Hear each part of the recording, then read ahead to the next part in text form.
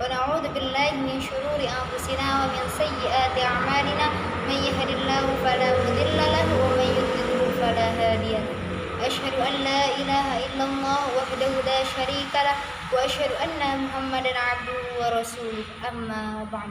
Yang terhormat Ibu Hajah Bibik Nabiratul Fauzi LCMA selaku dosen pengampu mata kuliah studi hadis yang mudah-mudahan selalu dalam lindungan Allah Subhanahu wa taala.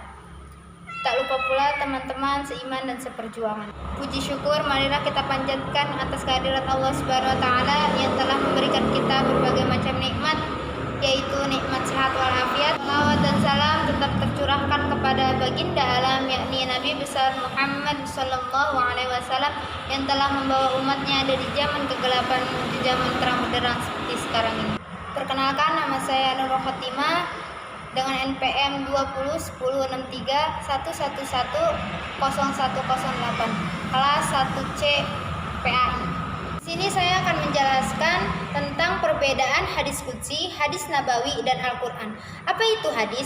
Hadis adalah hal-hal yang berasal dari Nabi Shallallahu Alaihi Wasallam, baik berupa perkataan, perbuatan, penetapan, maupun sifat-sifat beliau, baik berupa sifat-sifat fisik maupun moral. Definisi hadis qudsi yaitu kullu qaulin adhafatur rasul sallallahu alaihi wasallam ila Allah azza wa jalla, yang artinya segala perkataan yang disandarkan Rasulullah sallallahu alaihi wasallam kepada Allah. Mengapa dinamakan hadis qudsi? Yang pertama, dinamakan qudsi atau suci karena ia bersumber dari Allah yang Maha Suci. Kedua, dinamakan hadis karena Nabi yang menyampaikannya yang disandarkan dari Allah. Apa perbedaan hadis qudsi dan hadis nabawi? Hadis nabawi yang pertama, Nabi menjadi sandaran sumber pemberitaannya. Kedua, pemberitaan meliputi perkataan, perbuatan, persetujuan. Yang ketiga, lafal dan maknanya dari Nabi. Yang keempat, redaksi hadis tidak menggunakan ungkapan yang pertama.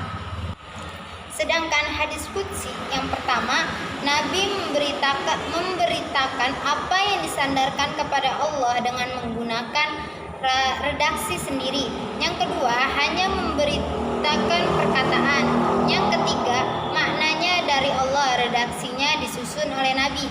Yang keempat, redaksi hadis menggunakan ungkapan orang pertama, yaitu aku, Allah, hai hambaku, seperti. Sedangkan perbedaan Al-Quran dan hadis adalah, apa itu Al-Quran?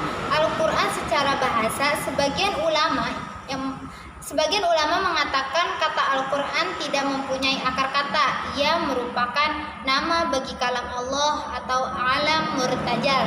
Yang kedua, sebagian yang lain berpendapat Al-Quran berasal dari kata qoro'a yaqro'u qira'atan Qur'ana, yang artinya bacaan atau yang dibaca. Sedangkan menurut istilah Al-Quran adalah al-kalamul mu'jizul minazzalu 'alan nabi sallallahu alaihi wasallam al-maktubu fil masahifil manqulu anhu bitawatiril muta'abbadu bitilawatihi, yang artinya kalam Allah yang mengandung mukjizat diturunkan kepada Nabi, tertulis pada mushaf, diriwayatkan secara mutawatir dan dinilai ibadah dengan membacanya. Perbedaan Al-Quran dengan hadis. Yang pertama, Al-Quran itu mukjizat Nabi Shallallahu Alaihi Wasallam, sedangkan hadis bukan mukjizat. Yang kedua, Al-Quran dijamin pemeliharaannya oleh Allah dari campur tangan manusia, sedangkan hadis terpelihara namun pemeliharaannya tidak seperti Al-Quran. Ketiga, Al-Quran salah satu surahnya yaitu Al-Fatihah dibaca dalam sholat, sedangkan hadis tidak dibaca. Dan keempat, Al-Quran itu lafalnya dari Allah, sedangkan hadis qudsi itu maknanya dari Allah, lafalnya dari Nabi. Dan hadis nabawi makna dan lafalnya dari Nabi. Dan yang kelima, itu Al-Quran, yang membaca Al-Quran itu dinilai ibadah, sedangkan hadis tidak dinilai ibadah kecuali orang yang menuntut ilmu. Hanya itu yang dapat saya sampaikan, kurang lebihnya mohon maaf. Apabila ada kesalahan mohon dimaafkan. Wabillahi taufiq wal hidayah. Wassalamualaikum warahmatullahi wabarakatuh. Dance.